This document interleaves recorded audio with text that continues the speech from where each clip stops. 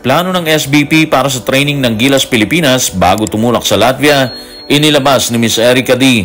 Si Justin Brownlee naglabas din ng pahayag tungkol sa kalagayan ng kanyang katawan para sa gaganaping Olympic qualifying tournament. Laban ng Gilas at Latvia, kumpirmadong inaabangan ng taga-Latvia. Patunay ang pag-sold out nila ng tickets sa nasabing bakbakan.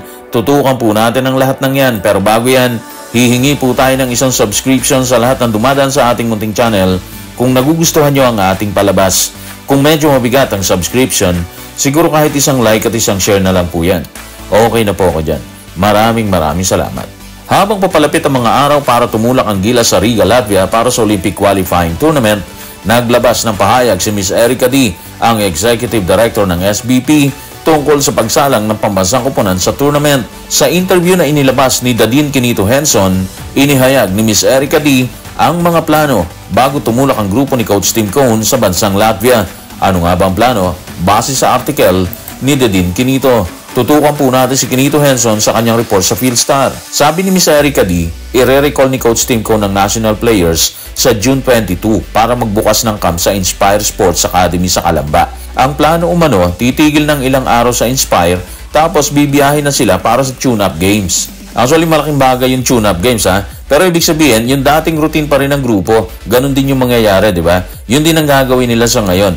Papunta sa Inspire tapos biyahe abroad para sa torneo. Yung torneo, magsisimula siya ng July 2 hanggang July 7. So kung June 22 sila magtitipon, meron talaga silang 10 araw lang para maganda sa mga kupunan ng Latvia at Georgia, di ba? Of course, kasama na doon yung tune-up games. Siyempre kung titingnan natin yung ilang araw na yun, hindi siya sapat, di ba? Pero base na rin kasi sa mga nangyari na dati pa, katulad ng Asian Games, konti lang din yung practice nila doon. Naniniwala tayo na okay na yun kasi wala naman talaga silang choice eh. Parang yun lang naman talaga yung araw na pwede sila kasi gipit na sila sa panahon, di ba?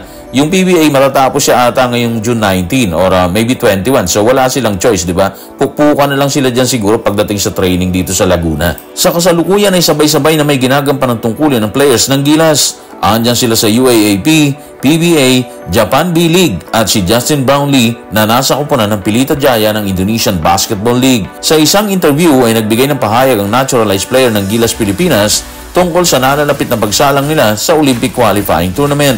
Kamusta na nga ba si Justin Brownlee? Ano ang gusto niya or target habang papalapit ang torneo sa Latvia? Tutukan po natin si Justin sa report ni Ruben Terrado sa Spin. Tingin ko okay naman, nakakaya ko naman maging nasa forma. Ayaw nating mag-aksaya ng oras lalo na at papalapit na ang Olympic qualifiers. Gusto natin nasa forma tayo. Ang totoo, yun naman talaga yung plano nila kay Justin Brownlee.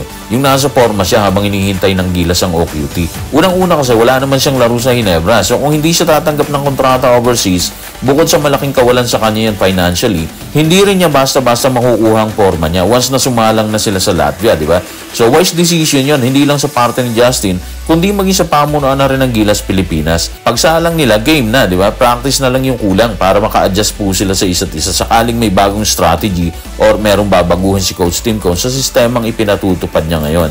Kung tila tama ang target ni Justin Brownlee na makuha ang tamang forma ng kanyang katawan pagsapit ng OQT, bunga ng paglalaro niya sa Pelita Jaya, hindi naman maikakailang aabangan ng kapwa natin Pilipino ang bakbakan kahit 10 oras ng gabi sakaling may live coverage ang Olympic qualifying tournament. Pero tila hindi naiiba ang Latvian sa mga Pilipino dahil base sa lumabas na pahayag, sold out na ang tickets sa nasabing bakbakan. Gaano nga ba katotoo yan? Tutukan po natin ang report ng bestrindas.lv. Mabilis na mabenta ang mga ticket para sa FIBA Olympic qualifying tournament.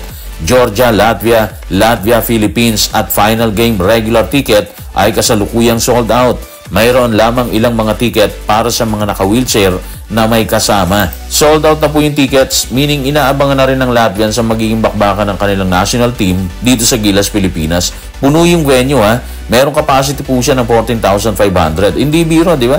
Magagamit ang national team ng crowd. Ibig sabihin, malaking bentahe sa kanila kung mapuno yung venue. Kasama nila ang crowd. Home court advantage, sabi nga nila. So, sa crowd pa lang, malaki na problema ng Gilas. Pero ganun talaga yun eh. Tayo yung dumadayo. So, expect na natin yun. Siguro tibay na lang talaga ng dibdib yan para masagot ng Gilas ang atake ng Latvia sa bakbakan. Dito nila siguro magagamit yung experience nila dito sa Asian Games, di ba? Nung kuhanin nilang ginto sa torneo matapos baklasin ng China sa semifinals. Problema, iba yung Latvia. Number 6 sila sa world rankings. So, mabigat sila, di ba? So guys, maraming salamat.